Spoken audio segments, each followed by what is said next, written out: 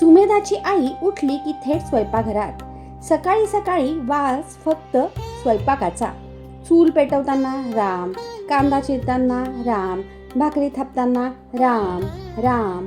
सुमेधा शहरातून आली होती. MBA केलेली मोठ्या कंपनीत नोकरी करत होती. आईला म्हणाली, आई अगं किती वेळ घालवते स्वयंपाकघरात, माग ते झोमॅटो स्विगीवरनं. आई हसली आणि काही बोलली नाही. जेवायला बसताना आईने डोळे मिटले, हात जोडले आणि हळूच म्हणाली, रामा, हे अन्न तुझं आहे, आम्ही फक्त प्रसाद घेतो. सुमेधानं पहिला घास घेतला. थांबली. आई, हे जेवण वेगळं का लागतं? हॉटेलमध्ये इतका पैसा खर्च करते, पण तिकडे असं नाही म्हणत. आई म्हणाली, बाळा, हॉटेलमध्ये आचारी शिजवतो, आपल्याकडे राम शिजवतो. सुमेधा विचारात पडली, म्हणजे?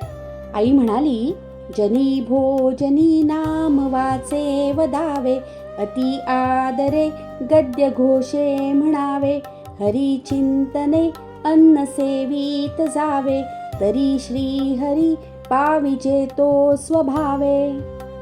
जेव्हा अन्न प्रेमाने आणि राम नामाने बनतं, तेव्हा ते फक्त पोट भरत नाही, मनही भरतं. त्या दिवसापासून सुमेधानं एक सवय लावली. जेवायला बसताना रामाचं नाव घ्यायचं, फोन बाजूला ठेवायचा, घाई करायची नाही, TV पाहायचा नाही, फक्त जेवण आणि कृतज्ञता.